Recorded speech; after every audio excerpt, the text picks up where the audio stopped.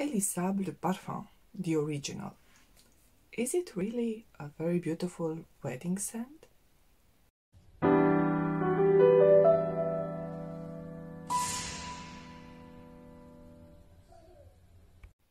Hi guys, how are you? Hope you are doing fine. Today I'm going to review Elie Saab Le Parfum, the original version, the one that came in 2011, so was released in 2011 by the house Elie Saab.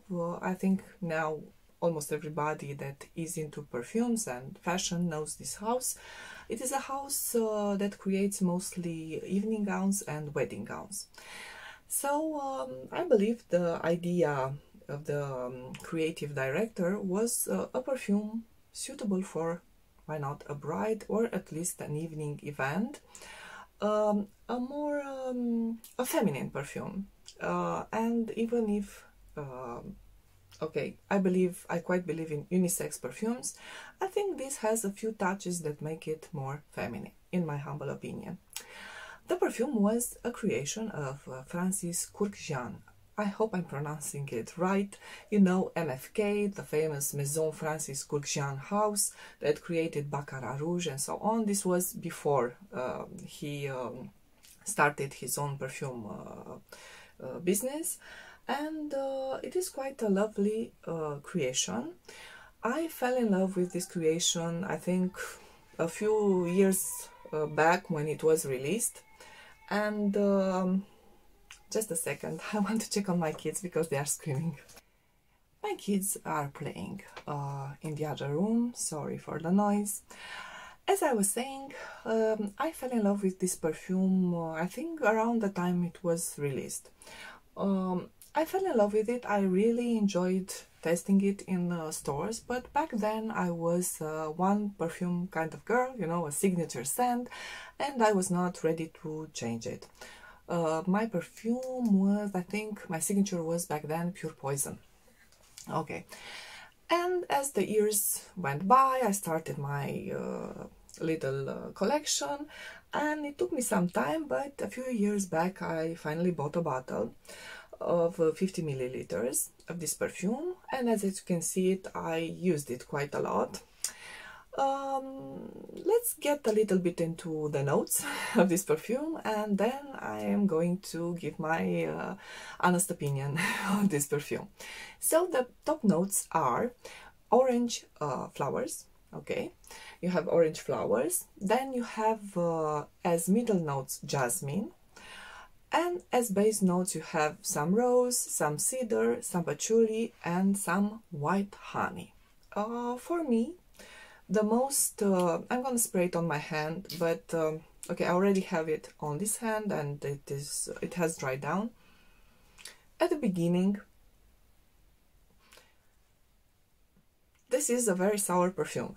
So even back when I tested it on stores, it took me some time.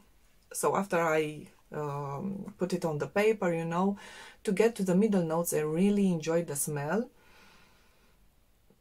But I really think back then I didn't sense so much this sourness. So I got more the honey and the jasmine and the orange flowers and I was quite smitten with that combo. But now this sourness is more pronounced, and it takes some time until it goes, and what you're left with is a beautiful combination of orange flower, jasmine and honey, with some patchouli in the base just to give it more longevity and strength. But basically these are the three main elements that I can get. My problem with this perfume is that when I'm using it during colder months, so fall, winter, after 30 minutes or so, I get more of the flower honey, white florals honey combination.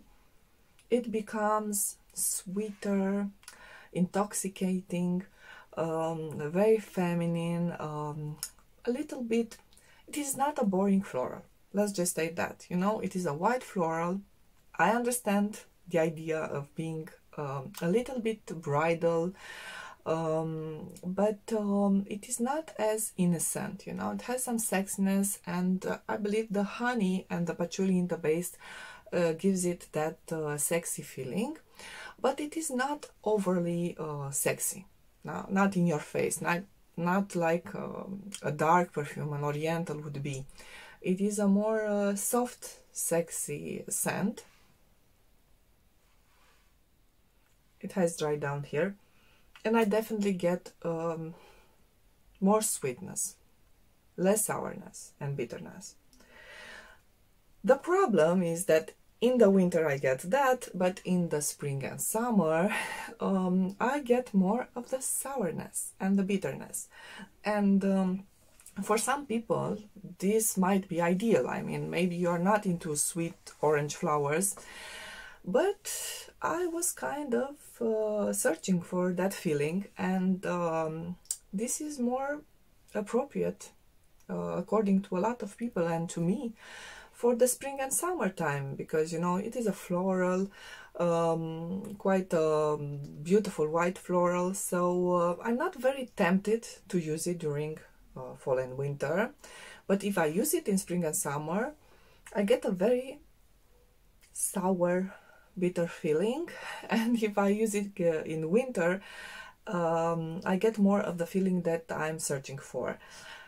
Yes, so it is now not a hate, but a love, like, you know, I love it in winter time, I like it kind of in spring and summer, and unfortunately lately I'm not as tempted to use it in spring and summer because I can't get past that bitter sour note. But if you like that note, this is a very nice perfume. It has good projection and longevity. It is hyped, and I understand why. I think a lot of YouTubers mention this perfume, and they are quite smitten with it. I used to be quite in love with this perfume. This is why I purchased it, but nowadays I'm looking for my sweet orange flower perfume, and I have some ideas and I started testing some samples, and if I find my sweet orange flower perfume perfect for spring and summer, I'm gonna let you know. Unfortunately, nowadays this one doesn't do it for me anymore. I'm hesitating if I want to sell it or keep it or give it to somebody.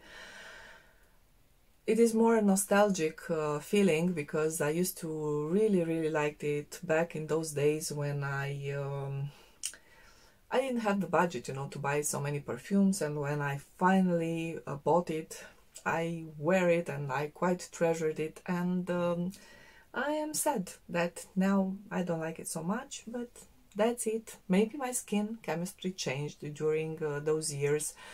I had this experience with some perfumes. Maybe they changed the formula, or maybe mine went a little bit off. I don't know. Sometimes it happens also after a pregnancy, because I used it last year when I was pregnant, just a little bit. It was one of those perfumes that I could stand, because others, no. It made me it gave me nausea, and yes, maybe something changed in our chemistry relationship, you know. This is my review of Elie Saab Le Parfum. If you like this video, please give me a thumbs up. If you want to see more of my videos, please subscribe to my channel. Have a very nice day. Bye bye.